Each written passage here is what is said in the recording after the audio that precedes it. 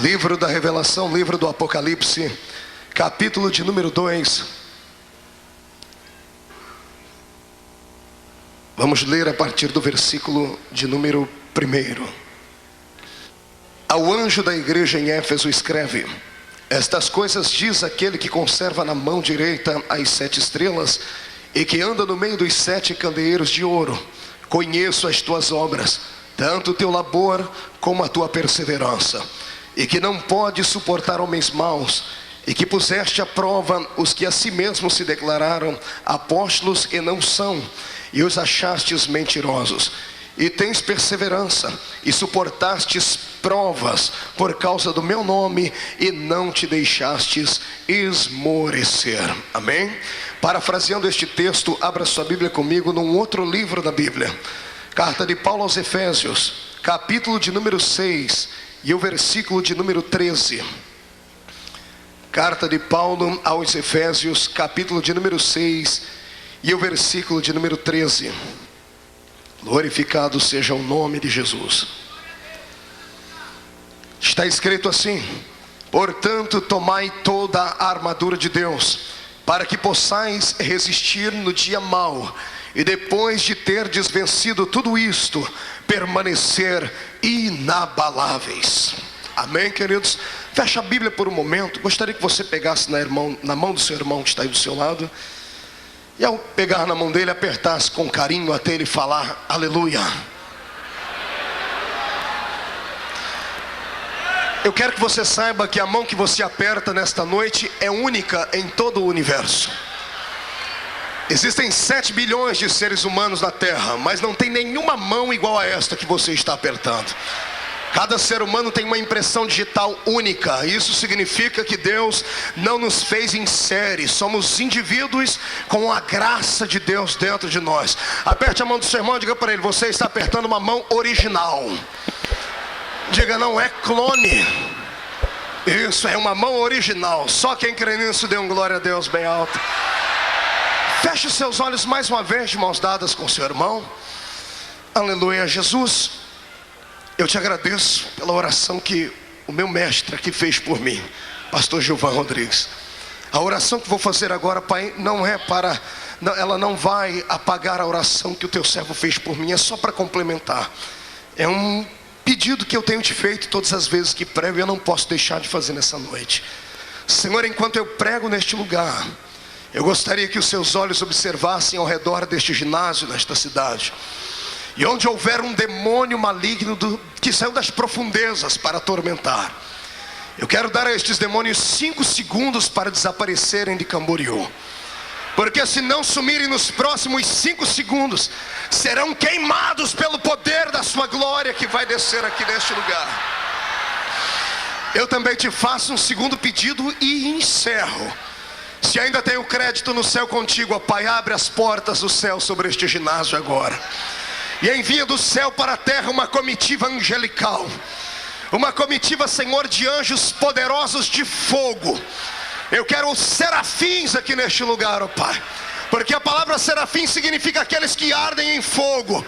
Eu quero 2 aqui nesta tribuna, um à minha esquerda e outro à minha direita. Quero 2 na entrada daquele ginásio, entre os irmãos que assistem do lado de fora, e 4 anjos de fogo na nave deste ginásio.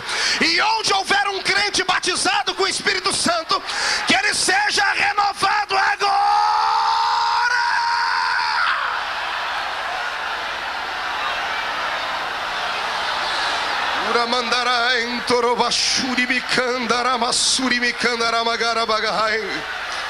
Senhor Deus, tu não precisas da minha ajuda para curar, tu não precisas da minha ajuda para batizar com o Espírito Santo. Tu és Senhor no céu e na terra. Me dá graça para falar a sua palavra, em nome de Jesus. Amém e amém. Os que podem, tomem o seu assento. Glória a Deus. Aleluia.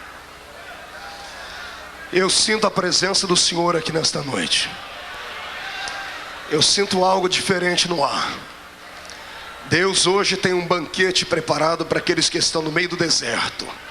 Se prepare para se alimentar e sair daqui com tanta alegria na alma, que ao chegares em casa não vai chegar andando lá, vai chegar voando na presença do Senhor. Queridos e amados irmãos em Cristo Jesus, nesta oportunidade única e singular de estar pregando aqui no encerramento do 22º encontro missionário dos Gideões da última hora, o Senhor colocou no meu coração, e foi uma briga muito grande, uma palavra muito poderosa. Uma briga por quê? Porque vir pregar numa festa como essa, com tantos príncipes de Deus, a gente que faz parte da nova geração, quando vê os grandes homens do Senhor pregar, a gente treme nas bases, treme as pernas, em respeito à unção e à autoridade que Deus deu a eles. Então a gente sempre procura uma mensagem daquelas que vai impactar, que a gente tenta impressionar com a mensagem. Mas depois que eu ouvi o pastor Gilvan pregar aqui ontem, aquela mensagem tão simples, mas tão carregada de Deus, eu disse: Senhor, eu não tenho que impressionar ninguém, eu tenho que falar a sua palavra e deixar o Senhor me usar daquele jeito que o Senhor me escolheu mesmo. E eu tenho certeza que hoje será um bálsamo sobre o seu coração, amém? Então, por favor, tenha paciência comigo. Hoje você vai ver um outro pastor Marco Feliciano pregar. Hoje eu pedi ao Senhor que não me desse aqui aquele envolvimento lindo, com uma mensagem transcendental, com uma visão do exterior do céu, como fez o profeta Ezequiel. Eu pedi ao Senhor que me desse graça para pregar aqui uma mensagem de uma unção interior, com aquela visão que Isaías teve de si mesmo. A mensagem desta noite não é para aqueles que foram abençoados durante todos esses dias, que já saltaram, que já gritaram, que receberam o seu milagre, que foram batizados com o Espírito Santo, que receberam a sua oportunidade para cantar, para orar, para ministrar neste púlpito. Não, o Senhor me mandou hoje pregar para aqueles que daqui a pouco vão estar pegando o ônibus, indo embora, vazios, porque não conseguiram o objetivo que vieram aqui buscar. A palavra dessa noite é para aqueles que ainda não glorificaram a Deus e que apanharam um pouquinho esses dias aqui, porque quando estamos no Espírito pregando, o pregador não gosta de ver ninguém quieto, e quando a gente vê alguém quieto, a gente bate mesmo, no incentivo de ver você gritar. Nesta noite eu tenho uma palavra para aqueles que não gritaram. Não é porque não estava sentindo Deus, não é porque é frio, é calculista, não, é porque só Deus sabe qual é o vale que a sua alma está passando. Quero pregar aqui hoje para um outro povo, para aquele povo que estava saindo daqui dizendo: Deus, eu nunca mais coloco os pés neste lugar aqui, porque tudo que disseram para mim é mentira. O Senhor não falou comigo, o Senhor não usou ninguém para falar comigo. O Senhor me manda dizer assim a você: aguarde só mais um pouquinho, porque a minha voz vai estrondar dentro do seu ouvido, do seu coração. Quem acredita nisso, jogue a mão para cima e dê um belo e sonoro glória a Deus. Eu quero pregar hoje sobre o dia da provação. Grita comigo: dia da provação. Mão direita para cima, pegue no ombro do irmão que está do seu lado, fecha a mão no ombro dele, com carinho tira ele do lugar até ele ficar irritado, chacoalhando. Diga para ele: tu já foste provado? Não, pergunta para ele: já teve um dia da provação? Diga: não é uma provação, diga: é a provação. Se não foi, se prepare, porque o dia vem. Se está sendo, se prepare, porque vem o azeite. E junta comigo e dê um glória a Deus para o inferno inteiro. Eu tenho 2 textos aqui da Bíblia Sagrada. Em ambos os textos temos um endereço, apenas um endereço: a igreja de Éfeso. Temos o apóstolo Paulo escrevendo aos Efésios, e temos o próprio Cristo mandando João escrever aos Efésios. Parece que eu ouço o eco da voz de Jesus na empolgação de Paulo, e ouço o sentimento de Paulo na palavra de Jesus, no texto e nos textos que aqui lê. Quando Jesus usa João para falar aos Efésios, ele diz que ele tem visto os momentos de provações que eles têm passado, e tem visto que eles não têm parado, não têm entrado no momento de depressão espiritual. Eles têm passado pela prova de cabeça erguida. E quando eu ouço Paulo escrevendo aos Efésios no capítulo 6, verso 13, eu ouço ele falar deste dia horrível, deste dia fatídico, deste dia tétrico, deste dia maldito, que nenhum de nós gostaria que ele existisse, que nenhum de nós gostaríamos de por ele passar, que nenhum de nós gostaríamos de nos lembrar dele. Mas a mensagem desta noite é para curar a sua alma, e às vezes para curar uma cicatriz precisamos arrancar aquela casquinha fina, porque ela não cicatrizou ainda. Vai cicatrizar nessa noite com o poder da graça de Deus sobre a sua existência. Eu fico aqui tentando entender o que é que Paulo e o que é que Jesus estava vendo sobre a igreja de Éfeso. Estou aqui tentando ainda assimilar as palavras do apóstolo com as palavras do nosso Cristo, quando dizia uma igreja que não era uma igreja pequenina, não era uma igreja aventureira, não era uma igreja problemática. Não, Éfeso não era uma igreja problemática como era a igreja de Corinto. Éfeso não era uma igreja cheia de perguntas acerca da vida após a morte como a igreja de Tessalônica. Éfeso não era uma igreja tão emotiva quanto a igreja de Colosso. Não, Éfeso era uma igreja embasada, alicerçada na doutrina, na palavra, conhecia tudo, já tinha passado por tantas coisas. Paulo dedicou boa parte do seu tempo a esta igreja. Das igrejas que ele plantou, foi a igreja durante o tempo maior que ficou ali estimulando a fé dos irmãos e os ensinando. Fico aqui pensando o que é que o apóstolo, quando escreveu a carta aos Efésios, estava vendo ou estava antevendo para falar àquela igreja sobre este fatídico e miserável dia.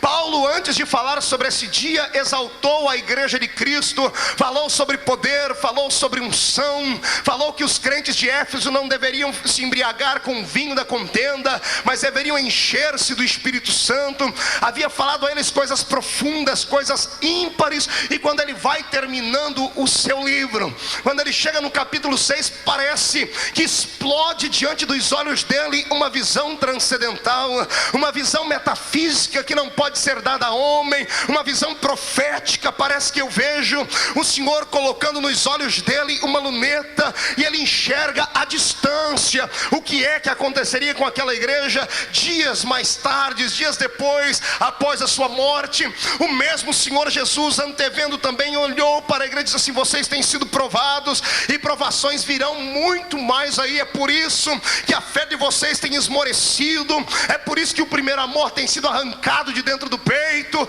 porque a prova não é fácil. Quando ela vem e nos deixa à flor da pele. Só entende de prova quem já foi provado, só entende de luta quem está passando por uma, só entende de lágrimas quem já chorou bastante na presença de Deus. Só se lembra quem apanhou. Quem bate jamais lembra, mas quem apanhou nunca esquece. Por isso eu quero que você agora me empreste o seu coração, porque nós vamos entrar aqui numa revelação que talvez não vai trazer muita alegria ao seu coração. O Senhor vai lhe fazer relembrar coisas da sua vida. Não é uma mensagem apenas melancólica, é uma mensagem profética para minha alma e para a sua alma. Quando eu ouço aqui o apóstolo falando à igreja que eles iriam passar por um dia mau, eu começo a entender que era um dia de tribulação, que era um dia de dificuldade, que era um dia de provação. Seriam os dias em que aquela igreja seria queimada a fogo, seria destruída, os membros dela seriam arrastados pelas ruas, seriam colocados como palhaços, como espectadores diante das arenas, seriam ali vilipendiados, trucidados, cortados pelo meio, esfoliados vivos. O apóstolo antevia os dias de tribulação que estava vindo sobre a igreja, e ele deu a ela um conselho: estejais preparados para este dia. Quando eu ouço essa palavra, o meu coração treme, porque penso eu aqui que este dia não é o dia que todos nós esperamos por ele, não é o dia que nós colocamos na nossa agenda. Todos nós temos uma agenda, e eu tenho certeza que nenhum de nós reserva para a nossa agenda o dia da maldade, o dia em que nós seremos perseguidos, jogados debaixo de uma cama, entristecidos de tanto chorar. Nós não damos espaço na nossa vida para as lutas. Como pregador pentecostal que prego há 8 anos por misericórdia de Deus, vindo de uma escola onde aprendi que a igreja deve ser despedida do culto cheia de graça, cheia de poder. O crente não pode sair do culto com vontade de desviar, ele tem que sair com vontade de voltar para o culto. Os meus mestres me ensinaram assim. Todas as vezes que assisti os pregadores que aqui estão pregar, sempre os vi assim. A mensagem, a decolagem pode ser com dificuldade, talvez a altitude de cruzeiro também pode ter dificuldade, mas quando ela aterrissa, ela é perfeita, porque os crentes têm que sair do culto alegres e abençoados. Então eu fiquei envolvido durante alguns anos apenas com uma mensagem que nós falamos que não é, mas é uma mensagem positiva, uma mensagem de autoajuda aos crentes, uma mensagem do crente que entra dentro de um culto como esse. A gente diz a ele, às vezes até mesmo de forma irresponsável: você vai receber, Deus vai te dar. E o que dizer das igrejas neotestamentárias que pegam o nosso Deus e colocam ele na parede, pastor Djalma Furquim, e dizem assim ao nosso Deus: olha, o Senhor é obrigado obrigado a dar, porque se Ele é Deus, Ele tem que dar. Se Ele é Senhor do céu e da terra, Ele vai ter que fazer. Essas pessoas são desequilibradas, não sabem o que estão falando, porque embora nós sabemos que o nosso Deus tenha poder para fazer tudo e muito mais do que nós pensamos, se Ele fizer um milagre, Ele é Deus. Mas se Ele não fizer, Ele continua sendo Deus, porque Ele é o Senhor. Aleluia. Um dia desse eu liguei o rádio, ouvi um pregador pregar dessas igrejas que existem por aí, dizendo assim, perguntando aos ouvintes que entravam no ar: você está na guerra ou você está na paz? E o cidadão disse: eu estou na paz. Ele disse: não, irmão, você tem que estar na guerra. Crente que está na paz, não sei o que tem, não sei o que tem. Aí o irmãozinho gritou lá no ar: não, mas é que eu sou assembleiano e na minha igreja ensino que paz é quem está na bonança, quem está na guerra é só quem está atribulado. Mas o pastor tentou embutir na cabeça dele que crente tem que estar na guerra. Eu quero lhe dizer uma coisa: nós estamos batalhando uma guerra sim, mas há uma paz no nosso coração, porque nós sabemos que esta guerra já está vencida, sabemos que a vitória já é nossa. Quem faz parte da guerra vencida, que já tem a vitória na mão, levante a mão para cima e dê glória a Deus. Deixa eu ver. Venha comigo, venha tentar entender que dia é esse. Que dia é esse que eu chamo de dia da aprovação, embasado em Apocalipse 2?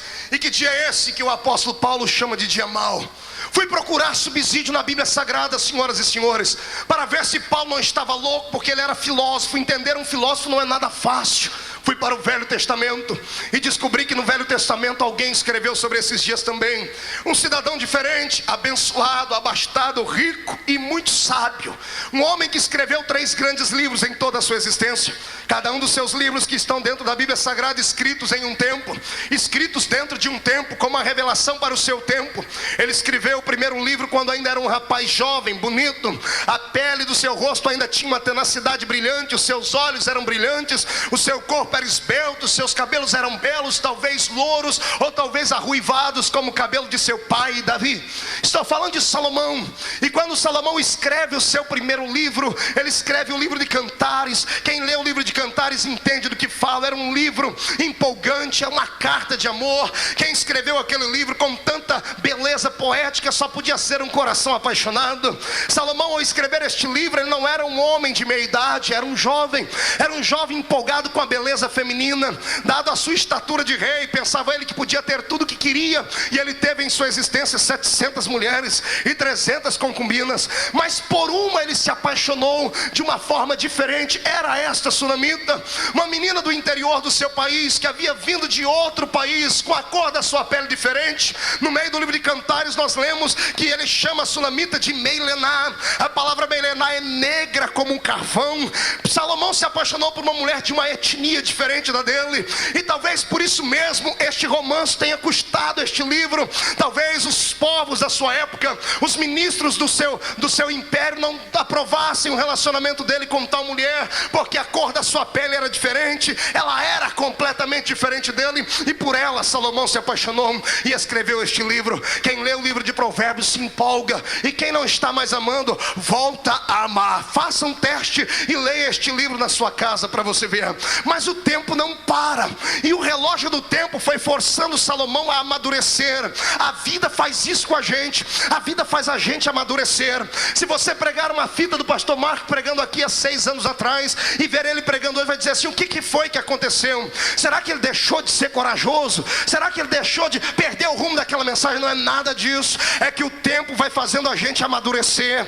A gente vai apanhando demais na caminhada, e a gente é obrigado a sair do estado de menino e virar homem da noite para o dia. É isso o que acontece com a gente. Muitas pessoas não entendem. E Salomão vira homem de repente da noite para o dia. Homem no sentido que estou falando aqui da palavra, um homem de autoridade. E agora ele olha no espelho e já não é mais o garoto que escreveu o livro de Cantares. Agora é um homem de meia idade, que Freud diria que ele estava na idade do lobo. Já era um quarentão, beirando um cinquentão, seus cabelos lá meio branco, meio preto.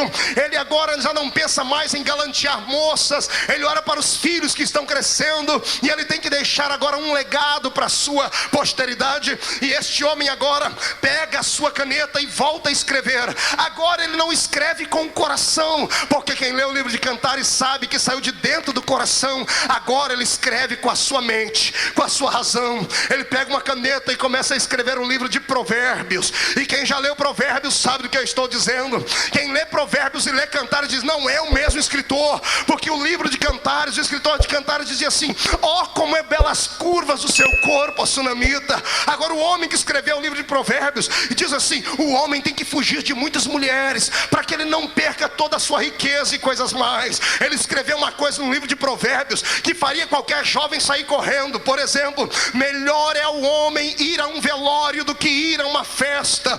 Quem é que prefere num velório ver um defunto do que numa festa beber Coca-Cola? Amados, eu entendo Salomão. Ele não estava escrevendo com o coração, estava escrevendo com a razão. A vida ensinou ele a isso, e ele sabia que quem ia a uma festa não pensava no amanhã.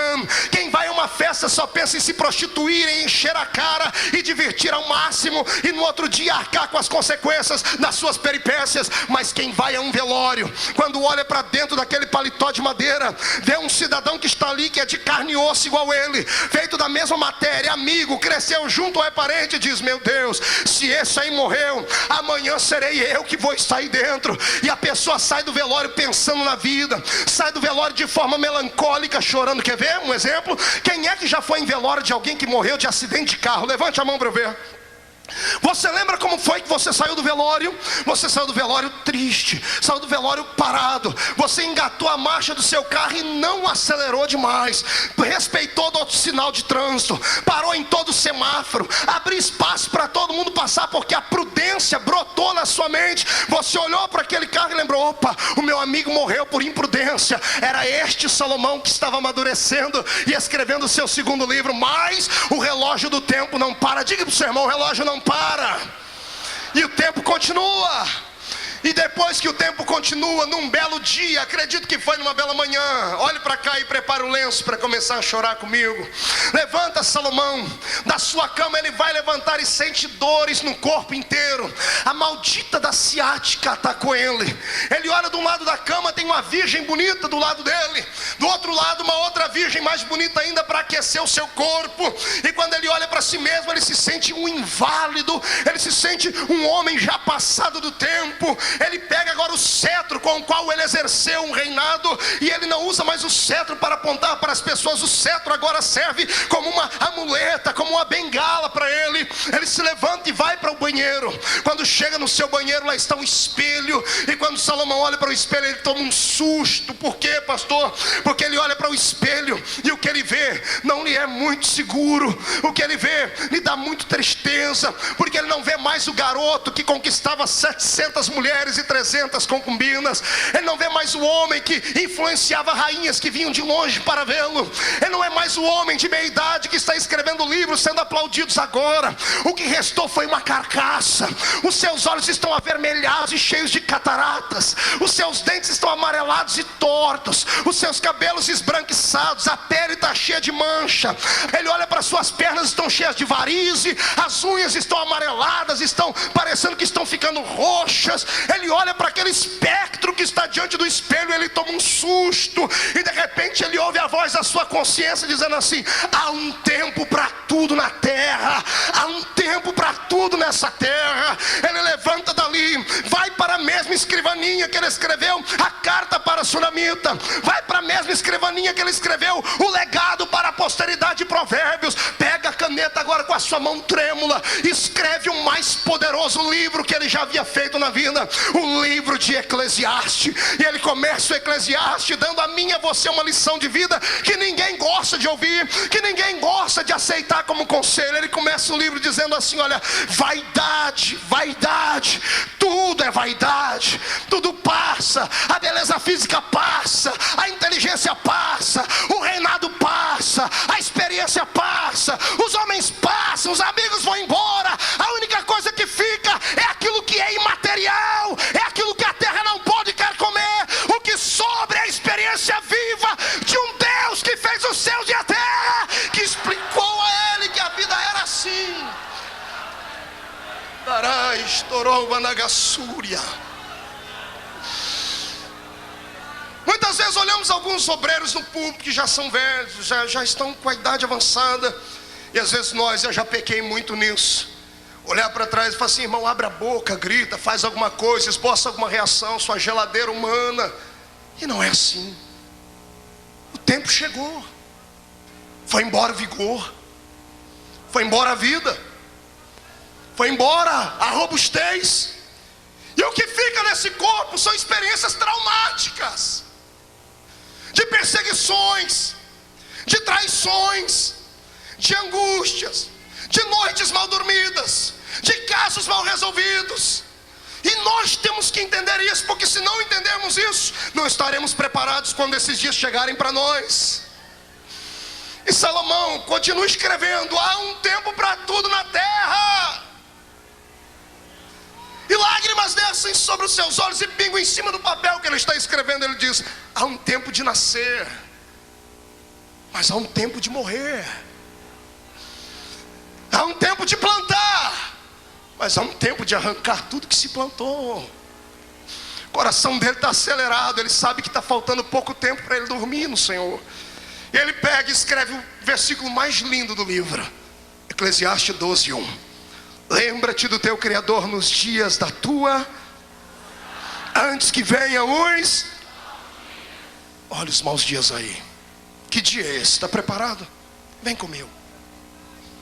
O dia da provação, o dia mau, é aquele dia, senhorita, que a senhora se casou, contraiu núpcias com este rapaz bonito que hoje é seu esposo, e cheio de sonhos, cheio de vida, começaste a plantar para depois colher. Arrumou um método contraceptivo para que uma gravidez não bloqueasse os seus sonhos da escola, para que não bloqueasse os seus sonhos como empresário, para que não bloqueasse o seu sonho de ter antes uma casa própria, para que não bloqueasse o seu sonho de ter um carro, e de repente o Senhor lhe abençoou, veio a casa financiada, veio o carro, e agora sentou com o marido e disse assim: agora é a hora de termos um bebê. Lindo. Aí vem um dia mau. O dia mau é aquele que você tentou ter um bebê, engravidou, ou tentou engravidar, mas não havia semente viva dentro de você. Não tinha como gerar um filho. Meses se passaram, anos. Foi ao médico, o médico disse: olha, eu tenho uma notícia triste para lhe dar. Você nunca vai poder gerar um filho, porque você é estéril. Você jamais vai poder ter a alegria de ter um bebezinho no colo e dizer: esse é meu. E aí você voltou para casa. Aí aconteceu o seu dia de provação, porque você é crente, porque você vai para uma igreja onde prega-se o milagre, porque você vai para uma igreja e ouve todo dia alguém dizer: vai acontecer. E acontece na vida do A, acontece na vida do B, e não acontece na sua vida. E você vem para um culto como esse, e está todo mundo dando glória a Deus, você se tranca aí dentro dizendo assim: Deus, nem consegue prestar atenção na mensagem, fica com a mão na barriga dizendo: não, vai acontecer alguma coisa, vai queimar aqui dentro, alguém vai dar um chute, eu vou sentir porque Deus vai me dar, e você entrou aqui desse jeito, e hoje é o último dia da festa, e você não sentiu nada, não sentiu um arrepio no corpo, não sentiu um calor pelos pés. O diabo sentou do seu lado e disse: Deus não vai te dar.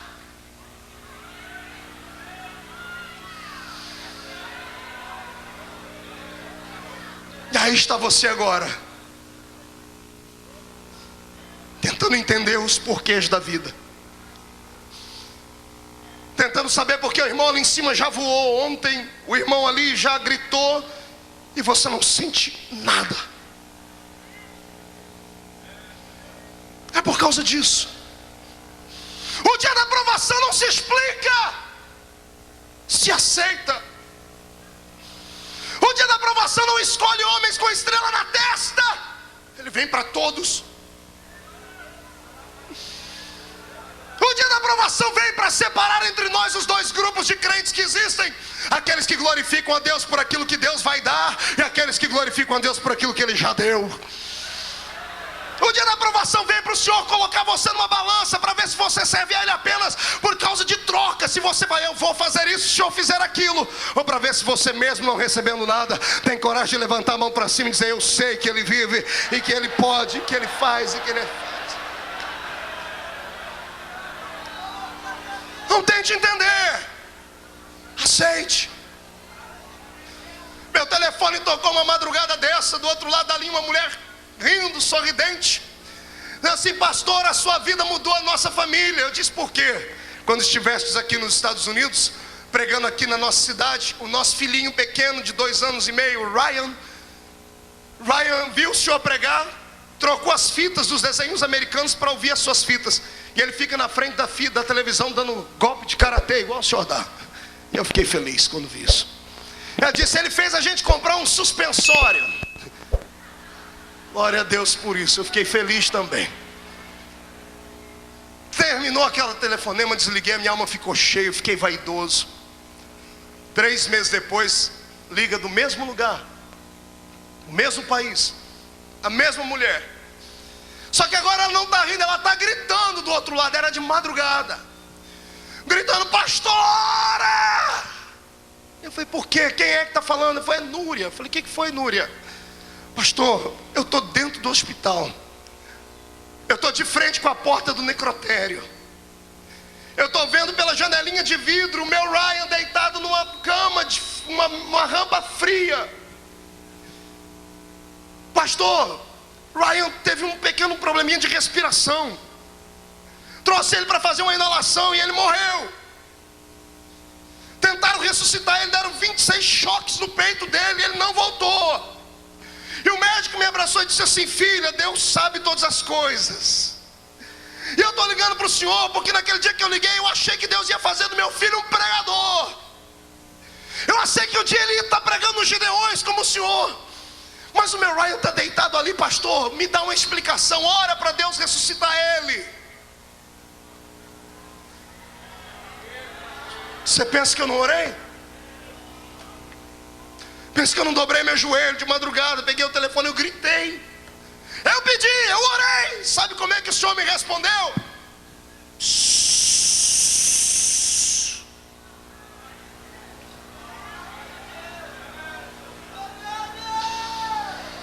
Agai, chamantorou, beseg, mandarava, xaragalavagai.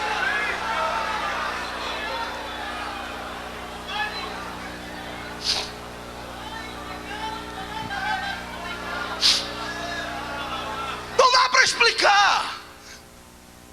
Um amigo meu do interior de São Paulo, moço que era gerente de banco, do Banco Bradesco, tinha uma vida abençoada, cheia do Senhor. Ele pegou e saiu para ser missionário lá no Chile.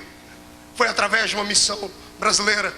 Tudo que ele vendeu ele levou para lá. Comprou uma casinha, investiu na igreja, e o que sobrou comprou uma motoca, uma moto. Um belo dia ele despede da família e diz assim, eu vou atrás da montanha ali, porque eu tenho que levar a ceia para os irmãozinhos que nós ganhamos dali. E ele sai de casa e nunca mais volta. A polícia encontrou o corpo dele no outro dia, caído, morto, sem sangue, com as pernas quebradas, o braço direito quebrado, e um rastro no chão como de uma cobra, por uns 100 metros. Fizeram a reconstituição e chegaram à seguinte conclusão: quando ele estava passando perto da montanha, um grupo do Sendero Luminoso, para brincar com ele, deram uma rajada de metralhadora. Um tiro pegou no ombro esquerdo e jogou ele para o chão. Ele caiu da ribanceira com a moto e tudo. Na queda quebrou as 2 pernas, quebrou um braço, ficou desacordado por um tempo. Quando voltou em si, escureceu, ele não enxergava mais o caminho de nada, não podia andar e saiu se arrastando. O sangue esvaiu todo por aquela ferida do tiro. Eu fiquei imaginando o dia que a mulher dele contou a história. Como é que foi as últimas horas desse moço? Porque ele não morreu na hora. Como é que foi a última conversa dele com Deus? Você acha que ele não pediu para Deus mandar Gabriel ali? Você acha que ele não pediu para Deus mandar Miguel, mandar um anjo, um querubim, um serafim? Você acha que ele não pediu? Você acha que ele não pediu para o Cordeiro Santo, que curou tanta gente, para ir ali curar ele? Pelo menos mandar um carro lá em cima para alguém socorrer ele, porque se socorresse ele estaria vivo. Ele orou a madrugada e sabe como é que o Senhor respondeu para ele?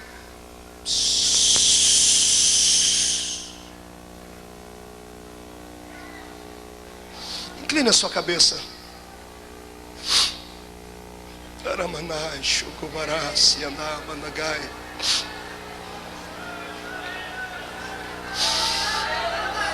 Eu pedi a Deus para deixar o meu lado de evangelista de lado hoje. Eu quero ser fiel nessa palavra. Urakai, Dorobas, Naramanagai. No outro dia, quando a notícia chega em casa, a mulher dele me contou aqui no Brasil um dia desse. Tinha uma filhinha de 5 anos.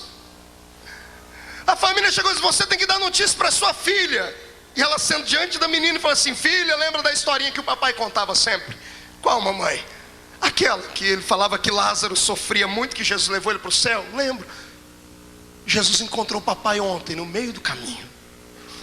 E Jesus viu o papai sofrendo e disse assim: chega de viver aí, vem viver comigo aqui no céu. A menininha levantou a cabeça e disse: papai morreu, mamãe? Morreu. Ela abaixou a cabeça. Ela disse: quando ela levantou tinha lágrima pelos olhos. Ela disse: mamãe, quem vai brincar comigo de cavalinho agora? Quem vai me colocar nos ombros e brincar comigo todo dia de tarde? Quem vai me contar as historinhas da Bíblia? Essa mulher disse que ela queria encontrar um buraco e pular dentro, porque ela invocou toda a autoridade, toda a unção, toda a graça, toda a glória, e os céus não responderam a oração dela. É aqui que eu quero que você entenda que ser crente não é só pular e gritar. Ser crente não é só receber o vento do Senhor, andar com o pé só, batalhar. Ser crente é sofrer. Pastor, mas sofre o ímpio tem que sofrer. Não, você sofre como o ímpio. O sol nasceu para todos. A diferença é em como passar pelo vale. Todo mundo passa, a diferença é em como passar pelo vale. O ímpio passa sozinho, e você tem alguém do seu lado para lhe acompanhar.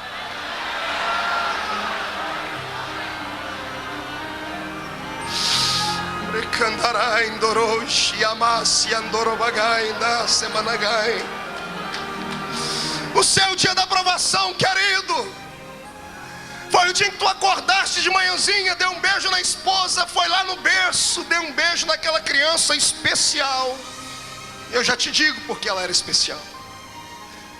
Aí quando você terminou de dar o beijo no berço na criança, você levantou a cabeça e olhou pela janela, e lá fora estava o filho do seu vizinho, com a roupinha da escola, com a bolsinha escolar do lado, e o pai levando ele para pegar o ônibus. E você olhou para o seu dentro do berço, paralítico, tetraplégico, com hidrocefalia, doença de mongol. O bebê que Jesus te deu é especial, tem uma anomalia nele. Ontem tinha uma mulher aqui com uma criança, juntamos aí mais alguns pastores, oramos, e a gente ficou chorando entre nós, dizendo assim: por que Deus não cura? Aí você olhou para o filho do ímpio: por que o filho do ímpio tem saúde e o meu não? Por que a vida do outro é melhor do que a minha? Aí, como é que uma pessoa dessa dá glória a Deus num culto desse? Me diga. Fala para mim, senhorita. Fala para mim, pastor. Tem anos de teologia. Fala para mim. Não podemos pregar de maneira irresponsável. Acontece. Mas não é regra. Nem todo mundo que está no nosso meio vai receber o seu milagre. Nem todo mundo que está no nosso meio vai ser batizado com o Espírito Santo. Nem todo mundo que está no nosso meio vai ser um grande pregador. Não vou ser irresponsável para lhe dar falsas esperanças e amanhã você ficar frustrado, não. Mas eu quero dizer que ainda que isso não aconteça, isso não te impede de ir para o céu. Paralítico ou não, cego ou não, mudo ou não, doente ou não, você é herdeiro do céu.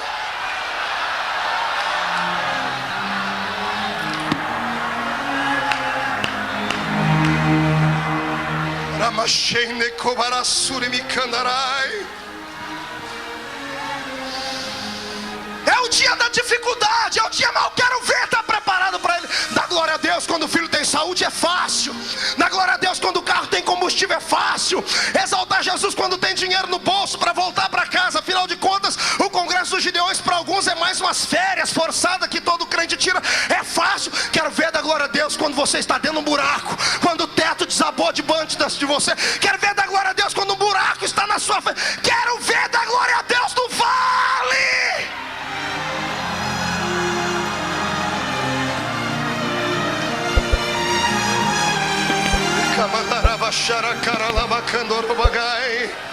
Isso é uma mensagem séria. É uma mensagem para os nossos dias. Ah, pastor, eu queria ouvir uma mensagem de autoajuda. Vai lá na banca e compra um livro do Laí Ribeiro. Pastor, eu queria ouvir uma mensagem mais light. Vai lá na igreja Seixonoye. Pastor, eu queria ouvir uma mensagem assim que viesse de encontro aos meus problemas. Procura uma igreja neopentecostal. Aqui não. Aqui você vai ouvir essa verdade de Deus. Você é um ser humano, você é fadado a todo tipo de problema nessa existência. O dia mal não acontece só na vida dos outros, acontece no nosso também. E quando vier, por favor, não desonra a Deus. Não fique aí frouxo, de cabeça baixa, humilhado. Ergue a cabeça, sai de dentro do buraco.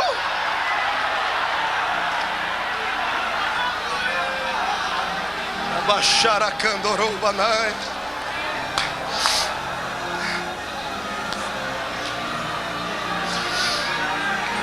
Aleluia. O dia mal, viúvo, para você foi aquele dia que você acordou, não de dia, no meio da noite, bateu a mão do lado da cama procurando ele ou ela e já não estava mais lá. O frio da noite faz abrir o guarda-roupa para pegar um cobertor, e quando pega o cobertor, vem o perfume dele ou dela. E na calada da noite, sozinho, sem um pastor para orar por você, sem ninguém, tu sente saudade dele, dela. Dobra o joelhinho na beira da cama e fala assim: papai do céu, por que o senhor levou ele? Por que o senhor não me levou também? Foi embora a alegria, a paz, acabou o sono. Você terminou a noite no canto da parede, chorando, dizendo: eu não quero viver mais aqui, porque todo mundo tem alguém para ficar e eu não. É aquele dia, senhorita, essas irmãs, esses rapazes que estão na igreja, que tem 30, 40, 45 anos, não conseguem se casar. E o diabo diz para você: você não conseguiu porque você é feio, é isso, é aquilo. Jogou um complexo de inferioridade tão grande dentro de você, que você não consegue se achar bonito quando olha no espelho. Eu venho hoje em nome de Jesus Cristo dizer uma coisa: o Espírito do Senhor vai fazer algo pela tua vida, mas você tem que esperar. Por favor, não desanime, não dê ouvido aos outros, não dê ouvido ao demônio, não dê ouvido ao diabo. Continua com a sua fé nele, em nome de Jesus. Vai passar.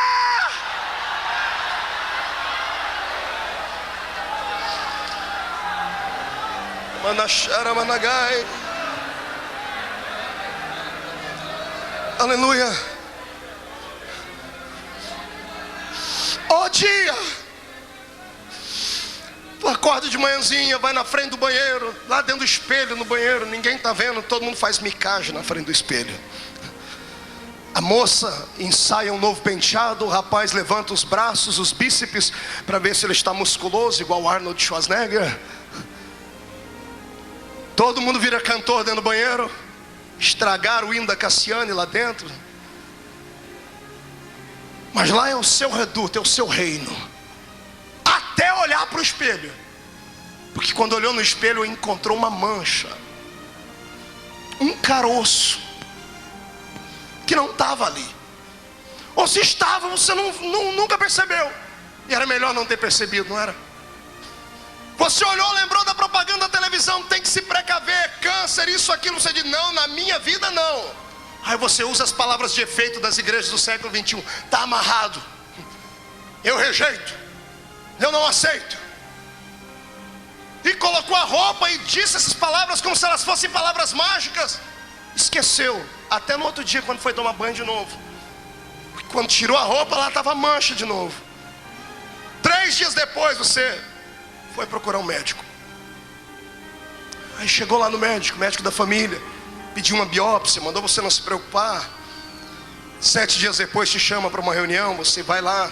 Nisso você já ligou para o Brasil inteiro, para todos os profetas que você conhece. E os profetas já ligaram para você: não, Deus já entrou com providência, já está curado, vai na força. Aí o médico olha para você, é da família, dá um sorriso meio amarelado, não sabe como começar, e diz assim: você ainda é crente? E você diz, graças a Deus, do reteté. Ele olha para você e diz assim, parabéns. Pelo que, doutor? Eu não tenho doença. Não, parabéns, porque você foi escolhido por Deus para ser provado. Você tem uma doença no seu corpo que a medicina não achou cura. E o médico começa a dizer, mas não desespera, tem a quimioterapia, tem a radioterapia, calma, vai dar tudo certo. E ele está dizendo isso, e quando ele disse isso, você sumiu de dentro do consultório, só ficou o corpo ali. O espírito saiu, você ficou lembrando da sua infância, dos seus sonhos, seus projetos. Você queria ser isso, ser aquilo, mas agora essa doença vem e coloca uma vírgula na tua vida. E o médico te despediu com receituário, você saiu lá de dentro, não sentiu o calor do sol, não sentiu o cheiro do perfume da comida do restaurante, não viu o amigo que passou e buzinou no carro. Você queria sumir dali, você queria um lugar para gritar. Chegou em casa, não olhou para a mãe, para o pai, para o irmão, para o filho, foi para o quarto, lá no seu escritorinho. Foi na tua delegacia da queixa. Dobrou o joelho e deu queixa para o nosso delegado. Lá de cima, papai, por que essa doença veio em mim? Nessa hora você chama Deus e Deus não vem. Você grita e o céu se fecha. Aí o diabo vem, o intruso, metido a besta, vem e fica do teu lado, dizendo, cadê o teu Deus? Cadê o Deus que cura? Cadê o Deus que usou o pastor Gilmar lá no sábado, que arrancou o colete da moça, que revelou? Cadê ele? Cadê?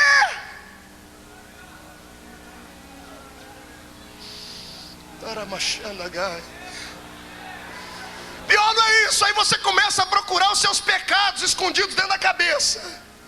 Não, deve ser porque eu pequei aquele dia. Você começa a pedir perdão de todo pecado que existe, que você lembra, que você não lembra, até pecado que você nem fez. Você ora igual Davi, Senhor, expurga até aqueles que eu já esqueci deles. Quer ficar livre, limpo? Levanta dali, não tem coragem para conversar com ninguém. Vem para um culto como esse, está aí com o cabelo caindo, está aí com o seio inchado, está purulando por dentro. E a gente fica falando, dá glória a Deus, irmão. E você tenta, mas quando você vai dar glória, dói tudo. E você está vindo para casa dizendo assim, Deus não me ouviu, Deus não me viu, Deus não lembrou de mim. Não, Ele lembrou sim. Ele mandou dizer para você, calma. Na vida do crente, o que não acontece amando de Deus, acontece com a permissão dele. Calma.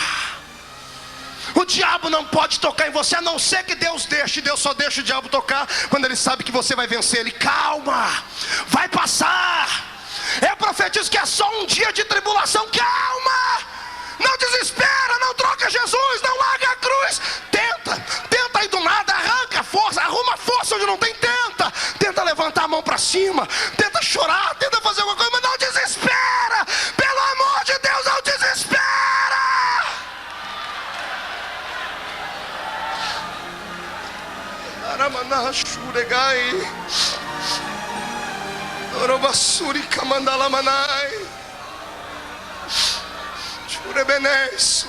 Eu estou ouvindo gemidos. Gemido dos anônimos que estão no meio desses milhares que vêm aqui, por aqueles que ouvem através das rádios, da Rádio Melodia de São Paulo, que está transmitindo também, daqueles que ouvem pela internet, que está aí no Japão, não sei aonde, está aí morrendo, definhando. E o diabo diz que não há jeito. Eu tenho uma palavra diferente. Você está sendo provado. Deus só prova quem Ele quer aprovar. Dá um tempo. Vai passar. Vai passar, diga para o seu irmão, vai passar. Não, levante a mão, faz melhor. Levante a mão, faz um carinho nas costas dele. Diga para ele, vai passar. Diga, vai passar. Vai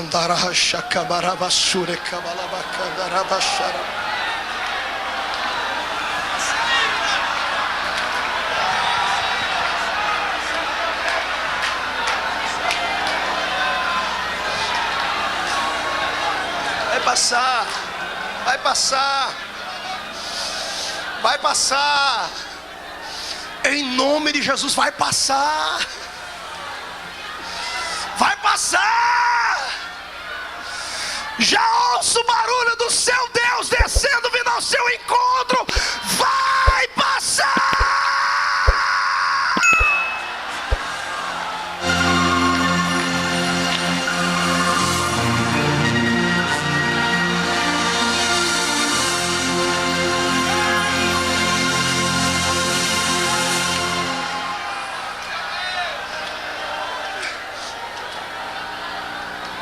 Aleluia. O dia. Pastor, e o meu dia o senhor não vai falar? Vou falar agora. Qual era a cor do quartinho que você estava pintando em casa? Azul ou rosa?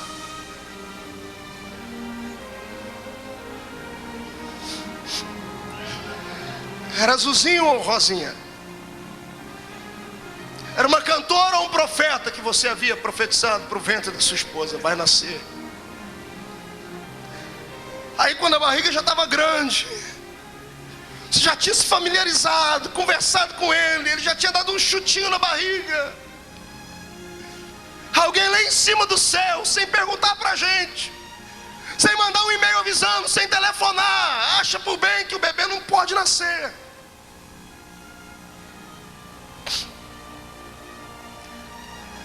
E a vidinha daquele que está lá dentro é ceifada assim. Um aborto.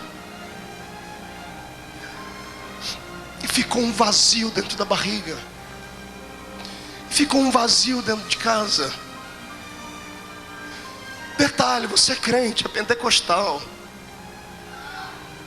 Jesus cura? Cura. Ele faz. Tem aqui um exemplo. Tem uma senhora que me procurou aqui, Dona Sônia. O ano passado nós oramos por ela aqui no Gideões. Ela não era crente, disse que vai aceitar Jesus hoje. Estava com um bebê morto dentro dela. O médico disse que o bebê não ia nascer. Ela ouviu de longe.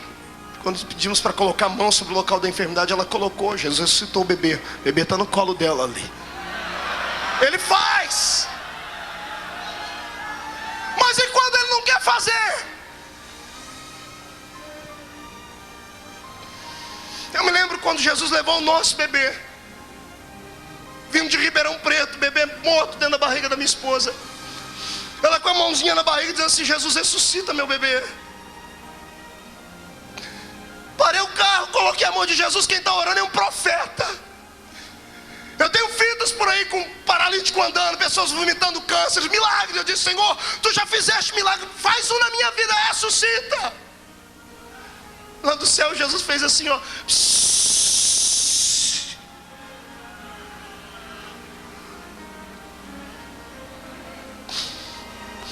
Quem é que explica? Não dá para explicar. É o dia da aprovação. É o seu dia. É o seu dia, cantor, que veio para cá, gastou tudo que tinha, não conseguiu cantar aqui. Ficou olhando aí de cima, brigando, falou: por que alguns têm tantos e a gente não pode cantar um hino? É o seu dia. Jesus está te provando. É a sua história. Ninguém vai escrever a sua história a não ser você e Deus. É a sua. O Senhor escolheu você para passar por isso. Então, por favor, levante a cabeça, sacode a poeira, dá a volta por cima. Porque você não é um pé rapado espiritual, não. Você é filho de Deus. Oh, pastor, mas eu queria ter um testemunho para contar. Calma, vai chegar o dia. Mas por enquanto é para você orar e gemer. Vai dizendo ai, vai dizendo ui, vai sentindo dores, vai sentindo contrações. Daqui a pouco, em nome de Jesus, o milagre vai nascer. Mas enquanto ele não vem, pelo amor de Deus, jogue essa mão para cima, dá um grito de glória a Deus, explana a sua alma.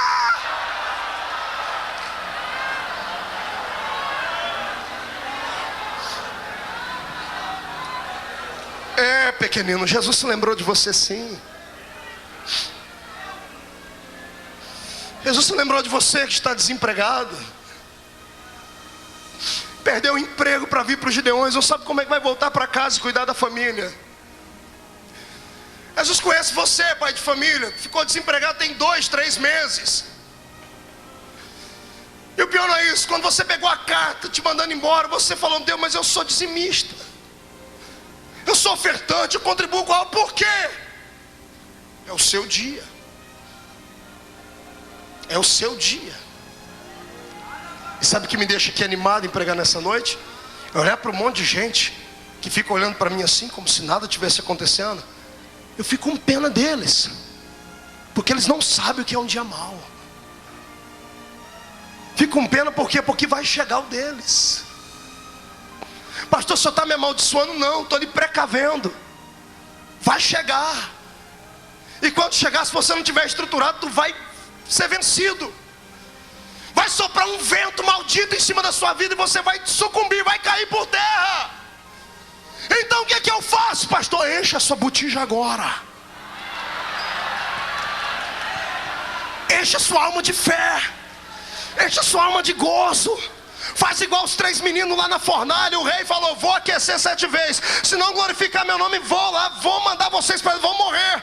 Os 3 olham um para a cara do outro, chegam à conclusão e dizem: fica tu sabendo, ó rei, que o Deus que nós servimos pode soprar nisso aqui, pode fazer chover dentro da fornalha, pode mandar uma água e apagar o fogo, mas ainda que Ele não nos livre do fogo, nem assim vamos te servir, porque a nossa fé é inabalável.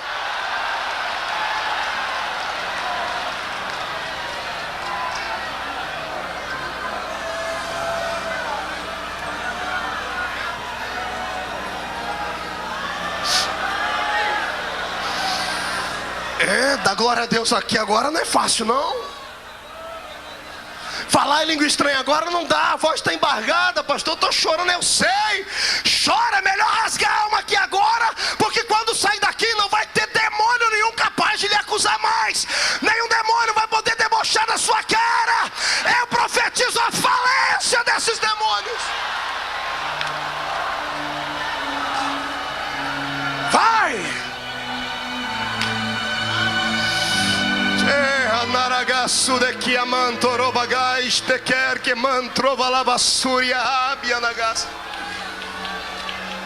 Eita Deus! Você não é o único. Você não é o único que sofre. Você não é o único que foi traído. Você não é o único que beijou a lona. Você não é o único. Todo mundo tem seu vale. E o vale vem para te aperfeiçoar.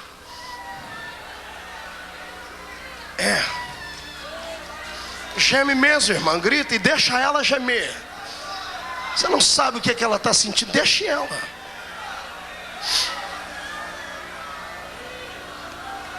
Aleluia. Aleluia. Aleluia. Vai sair. Tem que entender que a vida é assim. Aleluia. Olhe para cá, vamos continuar. O dia mau é o dia que o Senhor escolhe para levantar um homem e uma mulher de Deus que tem uma chamada. Eu não conheço um homem e uma mulher de Deus que tenha chamada, que não traga nos seus corpos as marcas do sofrimento. Se você está sofrendo muito, eu tenho uma palavra de bênção para você. Parabéns. Mas pastor, o senhor não vai se condoer comigo? Não. Porque se você está sofrendo muito, é sinal que a bênção será muito grande depois. Pastor, me arrancaram o púlpito onde eu pregava, me calaram, me jogaram dentro de uma cova. Parabéns. Porque é dentro da cova que o Senhor vai mandar o anjo fechar a boca do leão. Parabéns. Eu não conheço ninguém que tenha uma chamada divina, que passe os seus dias cantando vitória, que passe os seus dias com a sua alma aberta. Eu não conheço ninguém. Não conheço ninguém que tenha sucesso, que não tenha um batalhão de pessoas olhando para ele, jogando pedras, esperando ele cair. Não conheço ninguém. Não conheço ninguém que o Senhor tenha exaltado na terra que não tenha contraído inimigos gratuitos. Não conheço ninguém. Você não é unanimidade, você não é exclusivo. Deixa-me te dizer uma coisa aqui: se você tem uma chamada como a minha, se prepare para apanhar do jeito que eu apanho. Se você tem uma chamada igual a dos homens e mulheres de Deus que já passaram por aqui, se prepare para apanhar. Pastor, eu não dei conta. Então entregue o seu desejo a Deus. Diga: eu não quero mais, não quero ser mais usado. Agora, se quiser ser usado, passe para Deus colocar um óleo nos seus lombos, que vai apanhar bastante. Só que depois que apanhar, depois que ficar isolado, solitário, vai bastar colocar o joelho no chão para o Senhor ficar de pé no trono e dizer assim: vai, porque eu sou contigo. Onde falar, falo eu toco, eu ajudo.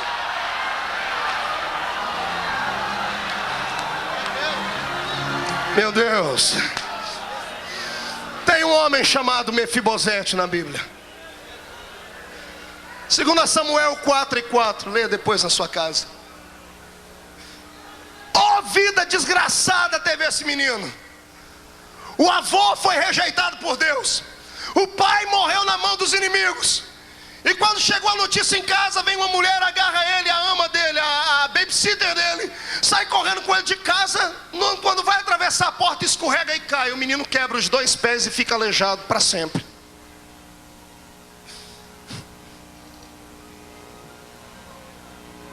É uma história que acontece. Eu olho daqui de cima e fico imaginando onde é que estão os Mefibosetes. Gente que vem de uma família desgraçada, podre, pobre. Gente que o único lugar que queria ficar no mundo era aqui dentro desse ginásio, queria morar aqui dentro. Porque sabe que quando chegar em casa vai virar um inferno lá, porque o pai é um cachaceiro, a mãe é uma mulher de vida fácil, os irmãos são drogados. O único lugar que tem paz é aqui dentro. Eu passo por isso.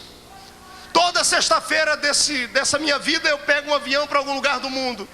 Toda sexta-feira, quando eu estou pregando no púlpito e vou para o hotel, eu dobro o joelho e oro pela minha mãe. Porque toda sexta-feira à noite minha mãe vai para o forró.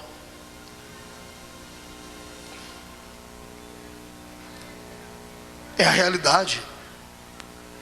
Jesus salva todo mundo por onde eu passo. E lá em casa, Ele não salvou minha mãe. Eu disse a Ele: Senhor, por que o Senhor não salva? O Senhor diz: é exatamente por isso, para você saber que quem salva não é você, sou eu. Não é você com a sua palavra, sou eu com o meu espírito. Então vai chegar a hora dela. Mas enquanto não chega, ora por ela. Pastor, eu estou aleijado. Está igual o Mefibosete, eu sei. É uma história, faz parte da vida. Tem gente aqui que se lembra de Sansão. Depois de ter feito tanto, terminou sem nada, quase. Está amarrado a uma moinha, torcendo uma moinha como um jumento faria. Está com a cabeça raspada, está com o olho vazado. Está todo mundo olhando para ele e diz: aquele ali não era um herói, agora é um palhaço.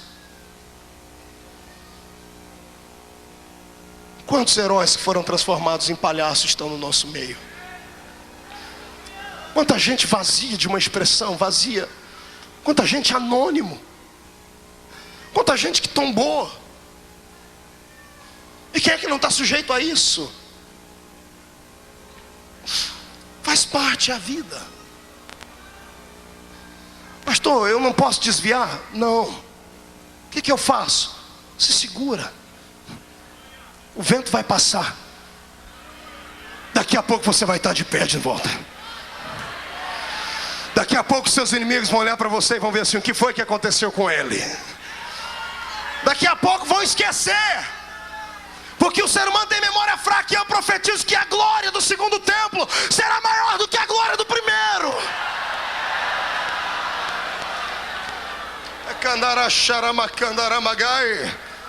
É só o dia da provação. Comece a debochar do diabo hoje. Comece a rir do espírito que diz para você: não há paz, não há esperança. Debocha dele, porque nessa noite está caindo a máscara dele. Esta é a noite que o Senhor escolheu para lhe abençoar.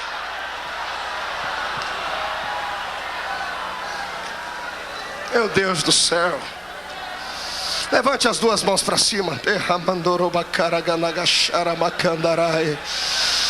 Levante as duas mãos para cima quem está tendo um dia mau, quem está passando por um dia de dificuldade. Levante as duas mãos para cima quem está sendo provado. Porque como profeta de Deus agora, eu digo assim em nome do Senhor Jesus: onde houver uma mão levantada para cima, esta mão é dona de um corpo que está sofrendo, sendo maculado, sendo extirpado, sendo estripado. Eu profetizo que vem um bálsamo de Gileade sobre eles agora, que vem uma unção que conforta e que consola. E onde houver alguém sentindo dores de morte, que receba o toque do Espírito Santo até começar a adorar. Agora, agora, agora, agora, já!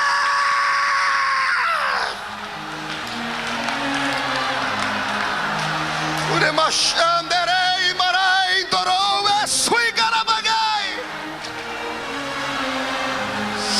Vai, grita, chora. Inderece mandarabachurimigai.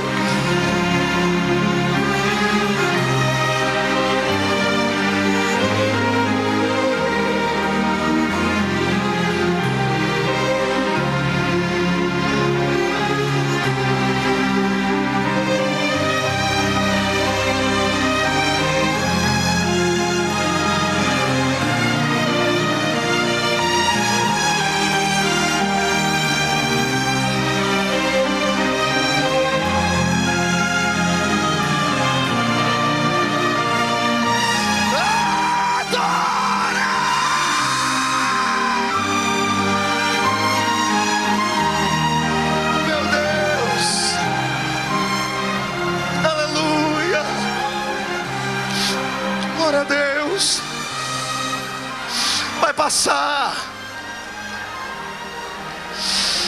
já está chegando o fim. Já posso ver uma luz chegando ali no fundo do túnel. Estou sentindo o cheiro do perfume da vitória. Já está chegando. Batalha comigo agora, pisa em cima das águas. Comece a enxugar as lágrimas dos olhos, porque agora nós vamos correr de encontro àquele que colocará no nosso peito uma faixa de campeão. Você não vai sair daqui do jeito que você chegou, de jeito nenhum. Quando entrar dentro daquele ônibus e colocar a planta dos seus pés naquela cidade, o Senhor vai entregar na sua mão a chave que vai abrir a porta assim. Chegou ao final. Você não é um qualquer na terra, você é filho do Eterno. Deus já decretou a sua vitória.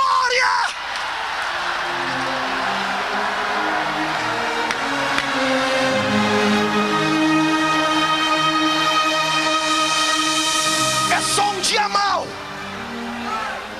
Ouviu, querido pastor? Pastora, missionária? É só um dia mau, pastor Gilmar, vai passar. Eu acredito que vai passar. Eu profetizo em nome de Jesus que vai passar. Eu sinto que ele já está passando. Já sinto que o Senhor vai lhe dar uma unção de graça tão grande daqui a pouco, que esse lugar aí vai ficar pequeno onde você está. Eu profetizo em nome de Jesus Cristo que você vai agarrar o diabo pelo chifre hoje, vai esfregar o focinho dele no chão e vai voltar para sua casa dando gritos de glória, porque o Senhor te vocacionou para a vitória.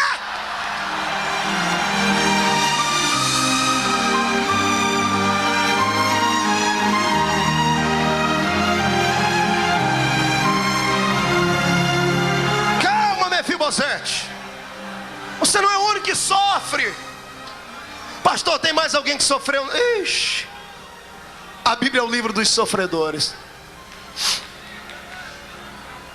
Eu vi um Moisés na Bíblia que lutou a vida inteira por uma vitória, que sonhou em ver a terra prometida, em entrar nela, caminhar por ela, mas por causa do tormento dos seus irmãos não foi possível.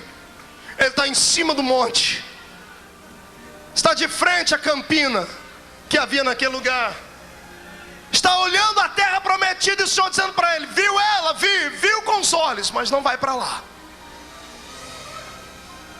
Oh, dia de desgraça. Senhor, mas eu sonhei com aquela terra, eu lutei por ela, mas para lá você não vai. É a palavra do Senhor. É um menino chamado Elias que aparece pregando em Israel, cheio de unção, cheio de poder, cheio de intrepidez, e chega dizendo sem ninguém mandar: olha, segundo a minha palavra não vai chover mais aqui. Gente, isso era para dar ibope, porque o céu fechou. Mas ao invés do Senhor olhar para ele e dizer assim: Elias, fica de pé porque eu vou te abençoar agora, filho. Fica de pé porque eu vou te dar agora uma coroa. O Senhor diz para ele: Elias, levanta e te esconde. Mas Senhor, é profeta, vai se esconder, porque senão vão te matar. Vai esconder. Foi o ministério perseguido mais rápido que eu já vi na Bíblia. Pregou uma profecia só. Teve que se esconder. Você não é o único que sofre. Vocês não se lembram de Jó? Teve que pegar na mão da alça de 10 caixões e enterrar os 10 filhos.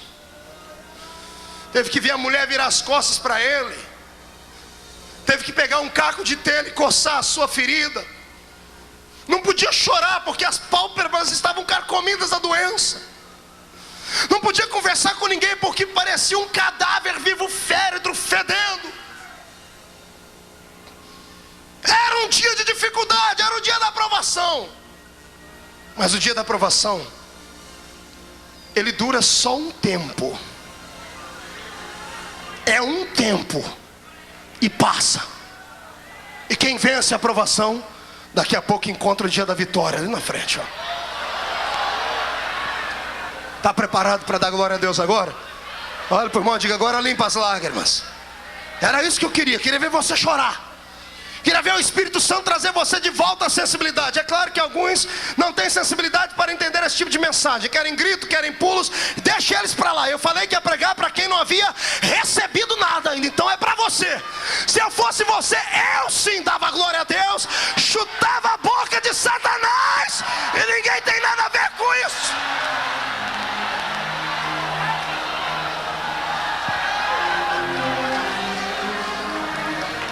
Depois que passa o dia mal, vem a bonança. Depois que o choro dura uma noite inteira, a alegria vem logo ao amanhecer. Eu já sinto o perfume das rosas que vão começar a nascer no seu jardim. Eu vejo o colorido do jardim que o Senhor está plantando no seu deserto. Eu ouço o gorjear dos pássaros que vão cantar no meio daquele lugar onde ninguém cantava mais. Eu estou vendo o Senhor reerguer a sua família. Eu estou vendo a sua casa voltar a ser uma casa de oração. Eu estou vendo a sua chamada e o seu sonho que estava morto ressuscitar. Eu vejo pela fé você saindo do buraco e saindo com honrarias, pronto para a vitória.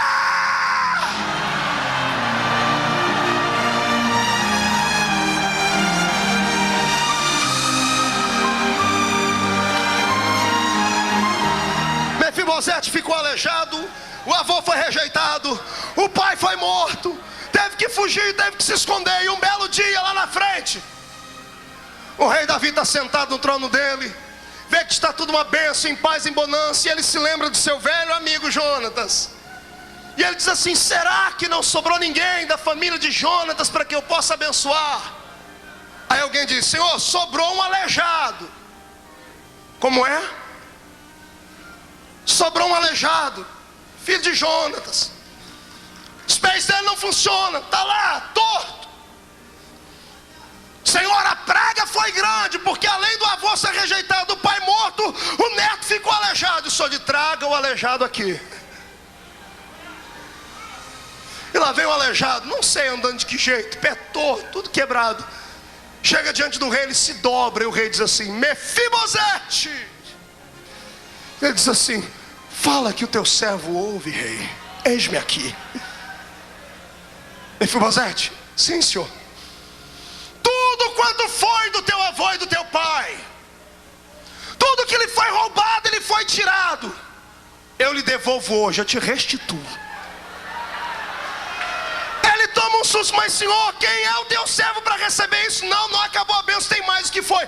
A partir de hoje, todo café da manhã, todo almoço e toda janta, você vai aqui sentar comigo na mesa do rei, vai comer comigo, vai se alimentar comigo.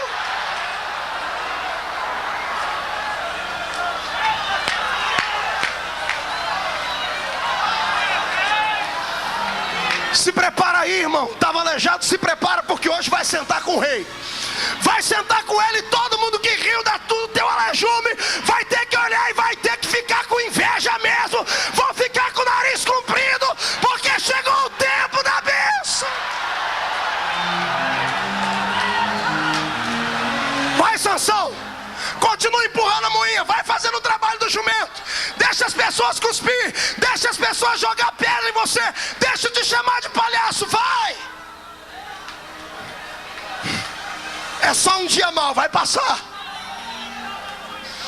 Pastor Gilmar, amarraram a mão dele, os pés dele, cegaram os olhos dele, cortaram o cabelo dele, mas está para existir ainda uma algema que trave a alma de alguém.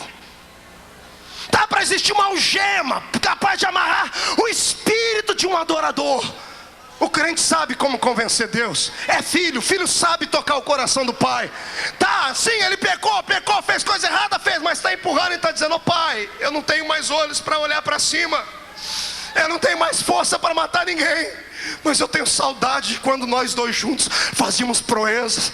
Oh, pai, não dá para me perdoar? Senhor, eu já estou pagando preço, já fui humilhado. Eu não sei quantos dias foram. Eu sei que se Deus estava de costa, a palavra de Sansão foi chamando a atenção de Deus, até que Deus olhou para ele e enxergou ele. Não é verdade, ele não nasceu para isso. Já pagou o preço, já passou o dia mal, e o Senhor não falou com ele. O Senhor fez uma coisa diferente, o Senhor tocou no couro cabeludo dele. E a minha Bíblia diz assim: e o cabelo de Sansão começou a crescer de novo.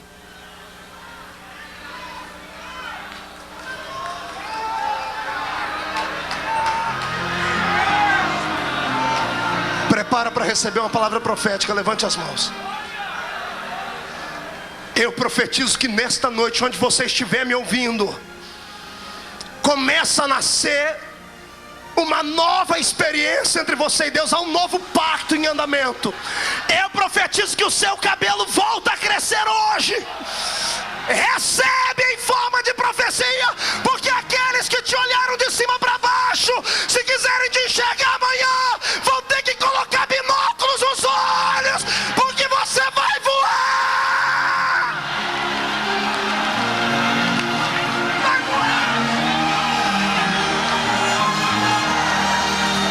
Arabaxê, candará. Candaramanaxarabacandorobagai. Estou maquiman. Beba rassura beba. O nerachique neresodora marabaqui bacabadarabarachoragaba. Quem é que pode bloquear uma chamada de Deus na vida de alguém? A doença? A enfermidade? A falta de dinheiro? A falta de paz em casa? Quem é que rouba aquilo que Deus te deu? Pois hoje, em nome de Jesus, o Senhor vai atar o valente, vai manietar o inimigo, vai colocar nas suas mãos para você fazer o que quiser com ele. Você não é comum, você é filho da graça, você é filho da graça.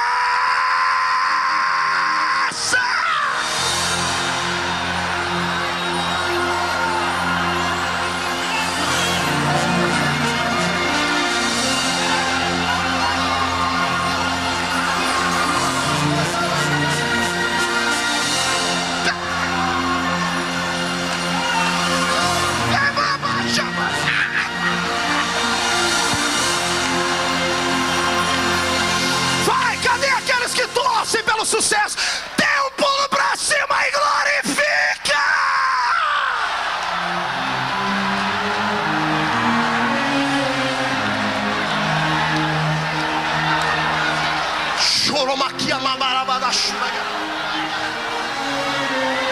Vai passar. Olhe para mim. Moisés morreu, pastor Reuel, com uma pergunta na cabeça: por que eu não posso entrar na terra prometida? Ele pagou o preço. Pastor Gilvan, se alguém merecia entrar naquela terra, era Moisés. Ele comeu o pão que os irmãos amassaram, é pior que o pão que o diabo amassa. Ele enfrentou tudo e todos, ele deu a cara para bater. Quando ele chega lá em cima, ele diz assim: ó, morre, Moisés. Puf, Morreu. O dia que eu li essa passagem bíblica, eu me revoltei, pastor Lúcio França. Me revoltei, pastor Joel Roda. Eu falei, por que, senhor? Por que o senhor mata um homem que fez de tudo? O senhor disse, ei, os meus projetos são maiores do que o dele. Não me questione. Senhor, mas o senhor matou ele. Dizer, matei ele, mas quantos minutos ele ficou morto? Você sabe dizer? Aí eu parei, falei, como é que é, senhor? Quantos minutos Moisés ficou morto? Eu digo, está morto até hoje. Aí eu tive que lembrar da Bíblia e lembrei que ele não está morto não. Quando Moisés morreu ali, se o sonho dele era entrar na terra prometida, Deus tinha um sonho maior para ele. Diga para o seu irmão, o sonho de Deus é maior que o teu. Diga, o sonho de Deus é maior que o teu. Diga. Pastor, eu não preguei nos Gideões e nem cantei. Calma, o sonho de Deus é maior para você. Tem outra coisa te esperando por aí. Tem outra, eu creio nisso. Eu creio num Deus de possibilidades. Eu creio num Deus que abre porta onde não tem porta. Adore Ele.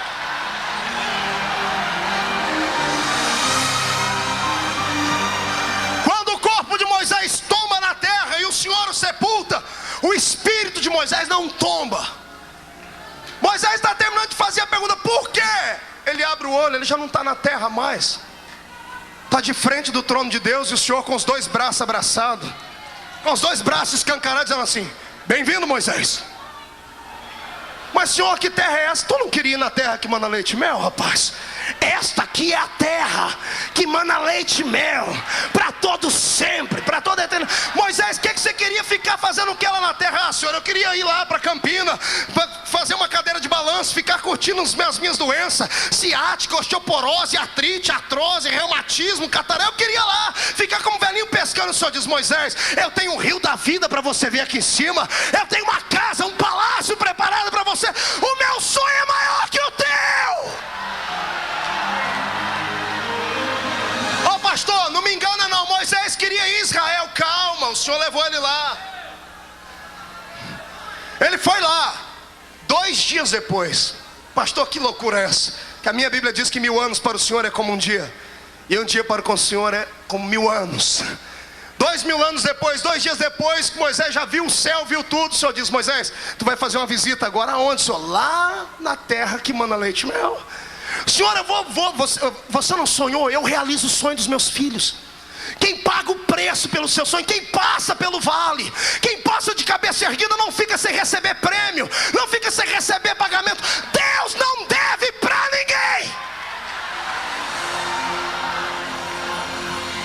2000 anos depois, ou 2 dias depois, Jesus está andando na terra, escuta uma voz do céu falando com ele. Pois não, pai, só um minutinho. Pedro, Tiago e João, vamos subir ali. Aonde, senhor? Vamos lá no Monte da Oliveira? Vamos no Monte Char... Não, nós vamos no Monte Tabor agora. Monte Tabor, vocês no futuro vão chamar ele de Monte da Transfiguração. E Jesus chega e fala, fique aí os 3. Jesus estica os braços, e a minha Bíblia diz que Jesus se transfigura. O rosto dele brilha como o sol, o seu corpo cintila. Ele se eleva da terra e aparece 2 homens para falar com ele. Quem se lembra o nome deles? Moisés e quem? Vamos esquecer o Elias. Quem foi que apareceu para ele primeiro? Diga o nome, quero ouvir, eu não vi. Moisés, mas ele não morreu? Quem foi que apareceu? Moisés. Então quer dizer que Deus realiza o sonho do ser humano? Quer dizer que vale a pena passar pelo vale? Ele queria entrar na terra e entrou. Eu profetizo em nome de Jesus que a porta que Deus abriu para ti, quem tentar passar por ela na sua frente vai morrer, porque é tua. Deus abriu o mar vermelho para o povo dele passar. Quem tentou passar no meio morreu. A porta que Deus abriu é tua, se prepara para entrar por ela. Jesus vai começar a colocar sapato de fogo nos seus pés, porque vai caminhar pelo tapete da revelação da graça.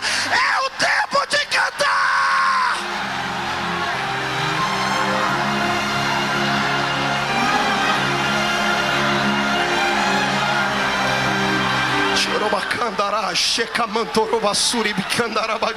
Meu Deus do céu, eu não estou vendo homens nem mulheres, eu estou vendo brasas de fogo que estão incandescendo. Creia se quiser, eu estou vendo uma brasa de fogo gigantesca. Se prepara, Brasil, a caravana que vai sair daqui da noite vai sair para queimar.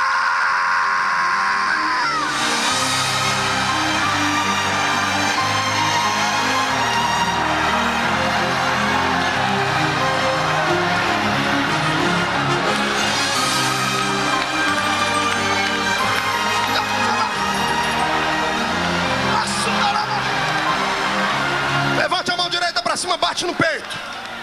Bate no peito, não, estufa essa barriga murcha aí. Isso, estufa o peito. Olha para o seu irmão e diga assim: o problema é seu se não acreditar.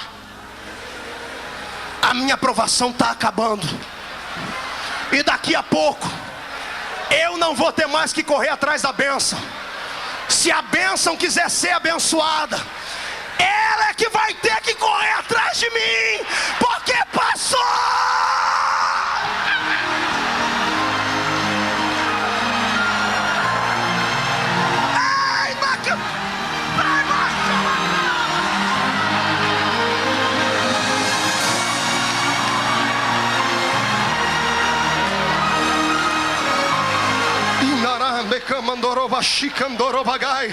Eu convido os crentes que falam em línguas estranhas para começar a exercitar o seu dom. Todo crente que fala em línguas, por favor, me acompanhe. Ore em línguas agora, ore em línguas. Ore, ore, ore, ore, ore. Quem fala em línguas, cochicha no ouvido de Deus. Fala com Ele. Vai acabar o dia mal.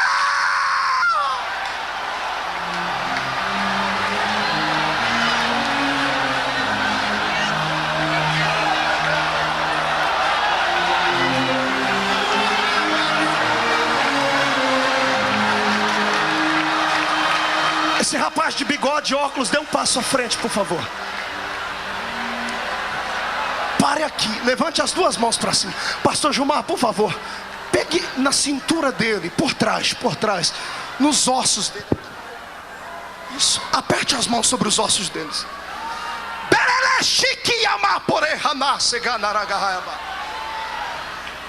Não pediste para que eu falasse contigo hoje? Falo e falo no íntimo. Eu acompanhei a sua trajetória de casa aqui. Eu vi os teus sonhos, eu vi os teus desejos. Eu te acompanho há muito tempo e sei quantos não acreditam em ti. Para lhe dar o que tu me pediste antes, eu tenho que fazer um milagre. Sabe as dores na coluna? As dores na perna esquerda? Ai, que não obedece, Amanagai. Não consegues ficar ajoelhado mais para orar porque dão câimbras. Os ossos que te ligam da perna esquerda ao tronco do corpo, aí onde meu santo está com as mãos, estão deteriorando. Uma cadeira de rodas estava te esperando. Mas como eu sou Deus e ouvi a tua oração para te usar como tu queres, não posso te ver na cadeira de rodas. Eu restauro os teus ossos agora e te dou uma unção de glória.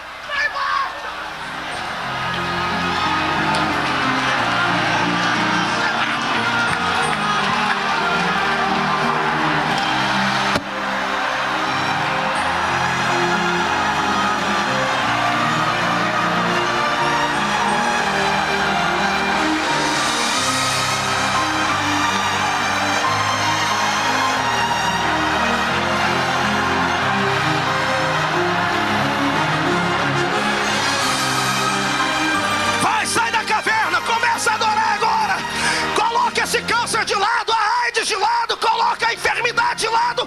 Diga para ela: acabou o seu tempo. É tempo de adorar.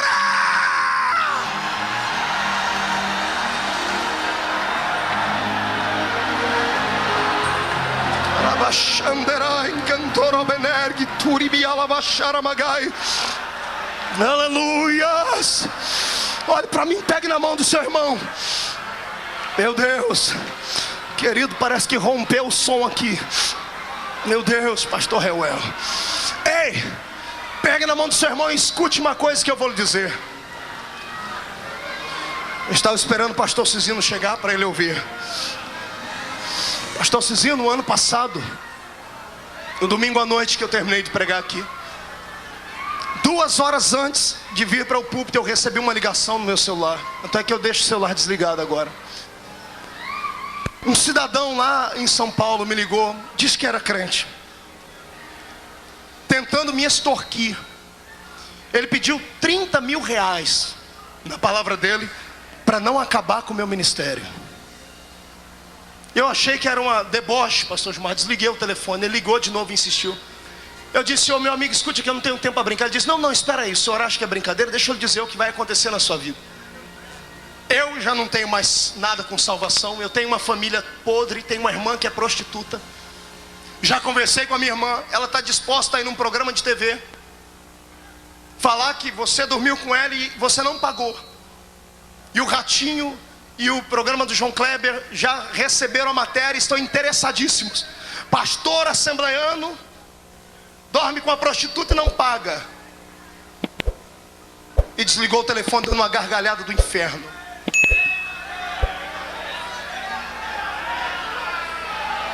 Eu subi o ano passado aqui para pregar, no último dia, sabe Deus como. Quem me conhece, quem já me viu pregar, já assistiu as fitas, percebem que é um peso, é uma coisa diferente. Eu estava passado. Eu não sabia o que falar, com quem falar, quem conversar. Minha vida passou como uma tela de cinema, pastor Gilvan. Eu disse, acabou tudo. Eu cheguei a fazer ligações no decorrer da semana, liguei para vários países do mundo. Disse, está de pé aquela proposta? Tá, então eu vou vender tudo que tem aqui e vou para lá. Poupei a minha esposa dessa conversa. Ela só ouviu o que aconteceu depois que o Senhor me deu a vitória. Eu cheguei em casa, comecei uma campanha de jejum e oração e subi para o monte, irmão. Eu emagreci uns 8 quilos. E minha mulher falou, nossa, você está crente? O que está acontecendo? Eu falei, filho, é prova. Depois eu te conto. Chorava, e o cidadão ligava, já arrumou o dinheiro ou não? E eu falei, Jesus, por que isso comigo? Eu não fiz nada. Por que essa miséria? E o Senhor não falava comigo, ficou em silêncio, não usava profeta nenhum para falar comigo. Eu entrei em desespero. Desespero. 2 meses depois, eu estava saindo de um culto que dirigia lá na minha cidade, no teatro. Chegou uma mulher com um carrinho, pipocando. Ela estava até aqui no púlpito esses dias, uma missionária. Eu nunca tinha visto ela. Ela disse, eu sou de uma outra cidade, o Senhor mandou vir orar por você. Eu falei, irmão, é de oração que eu estou precisando. Mas eu estou indo para o monte orar. Ele disse, não, tem que ir antes de você orar, ir para o monte. Fomos para casa. Fechei a porta da sala, Deus tomou essa mulher e falou. E ele falou coisas que eu nunca ouvi ele falar. E o Senhor disse assim para mim, eu mato, eu firo, eu tiro a vida de quem tentar destruir o castelo que eu fiz para ti. E o Senhor disse assim, e te explico por quê. Porque eu investi muito. Eu investi em você, e o diabo não vai roubar. Entro eu com providência hoje. Eu me joguei no chão, eu gritava. Minha mulher falou, o que está acontecendo? Eu falei assim, depois que a gente vier do monte eu te conto. Fomos para o monte. Quando foi 2h30, 3 horas da manhã orando, o telefone do celular tocou no monte. Eu saí para um canto orar. Quando eu vi, era o infeliz. Eu falei, Jesus, tu prometeste a vitória. Quando eu falei alô, do outro lado eu escutei um grito assim, me perdoa!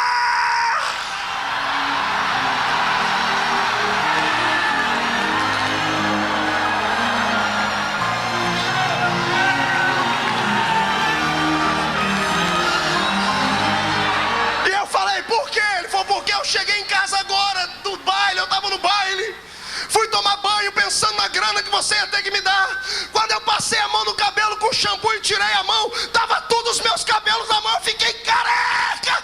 O Senhor falou que vai me matar, me perdoa.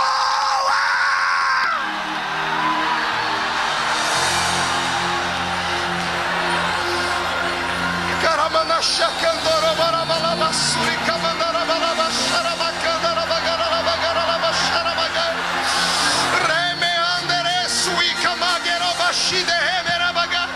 Rata cantara chamada Gácia,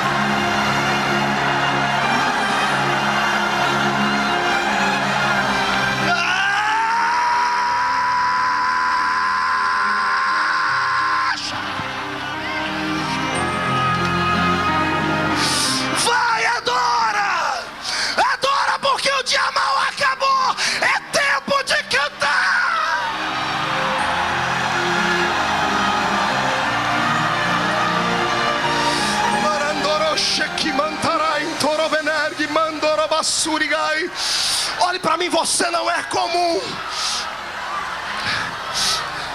Você não é comum. Se você sondasse do que tu és feito, tu verias que não és comum. Há uma unção sobre a tua existência. É o encerramento do Gideon Reisberg. Você achou que Jesus ia te deixar assim, ir para casa desse jeito? Você achou que Ele não te amava, é? Recebe um beijo do Senhor aí. Sinta o vento das asas dele que te cobrem agora. Meu Deus, estou ouvindo barulho de espadas. Anjos estão degladiando contra demônios por causa de você. Tu nascestes para vencer.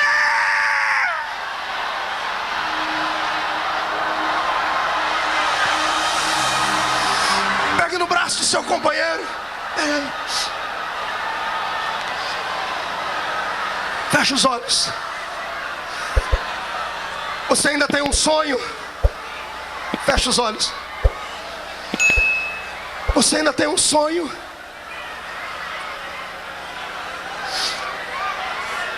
O dia da tribulação roubou o seu sonho. O dia da provação te fez ficar longe dele. Vai voltar agora.